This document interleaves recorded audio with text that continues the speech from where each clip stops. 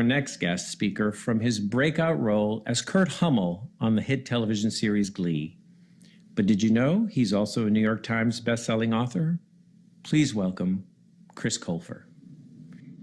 Hey everybody, this is Chris Colfer coming to you from Los Angeles. I hope that everyone is staying happy and healthy during this crazy time.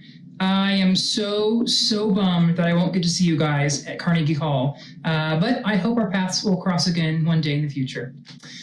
First, I want to say congratulations on your awards and achievements. It is so heartwarming to see a new generation of smart and talented kids like you who appreciate the arts as much as I did when I was your age. I grew up performing in a community theater, and I have been writing stories for as long as I can remember. And I don't know how I would have survived if I didn't have those outlets. The Roger Rocca's Dinner Theater in Fresno, California, was so much more than just a community theater for me. It was a sanctuary for theater kids. And being a writer meant that I had an entire world in my head that I could escape to whenever life got tough. I was lucky enough to turn those passions into careers. And whether you are going to pursue a career in the arts or not, I promise you everything that you've learned in the arts is going to come in handy one day, because a little creativity goes a long way.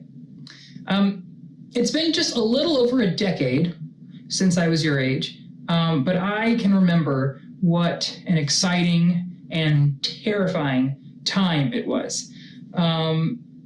So whether you have your next step in life planned out completely, or if you're still just figuring things out, I thought the best thing that I could do with this time was share a few things with you that I wish someone had told me when I was your age. So here we go. All right, number one. If someone tells you that you can't do something or you're not good enough, they aren't stating a fact. They are simply giving you permission to prove them wrong. People who put restrictions and limitations on themselves love to spread those restrictions and limitations around. And it can be very, very contagious. So just make sure you never catch someone else's limitations. Number two. Don't compare your path to anyone else's. Success is a mixture of hard work and luck. We are all born with our own set of disadvantages and advantages. So if it takes you just a little bit longer to get somewhere or achieve a goal, don't blame yourself and don't feel like you are any less talented or worthy of accomplishing it. Number three. As artists, we are naturally wired to want to please our peers. Writers love to please other writers. Actors love to get the approval of other actors, and so on and so forth. But don't fall into a trap of only pleasing your peers. The world is big enough for everyone to have an audience that appreciates them. And that audience can be as big or as small as you want it to be. So don't pigeonhole yourself into a place where you're spending all your time and energy trying to please a group that maybe can't be pleased. Number four, creative people feel more than regular people do. That's one of the reasons why we are attracted to the arts in the first place.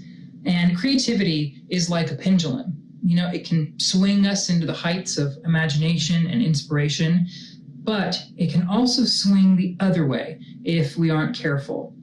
And it's okay to go there every now and then, but just make sure you don't get stuck there.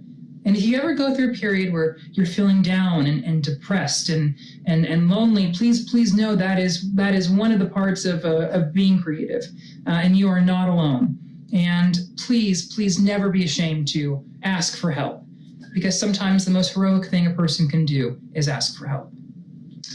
All right, and number five, there may be times when you want to give up.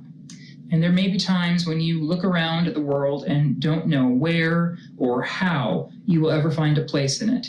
And there also may be times when you have to work twice as hard to get half of the credit as someone else. But please know this. What the present forgets, history remembers. And every speed bump that you cross just might inspire someone else to climb mountains. People like Steven Spielberg and Meryl Streep and Toni Morrison and Lin-Manuel Miranda and Elton John and Bill Gates, they didn't become who they are overnight. They each had a long path of barriers they had to break down before becoming who we know them to be today. And with a little determination, a little imagination, there's no reason that you can't join them one day. And if you just felt a little tiny spark somewhere inside of you when I just said that, hold on to that spark for as long as you possibly can, because that spark is going to take you further than you could possibly imagine. And the fact that we are honoring you today with these awards means you are on the right track. So once again, congratulations. I am so proud of you, and I cannot wait to see what you accomplish in the future. We're going to need you.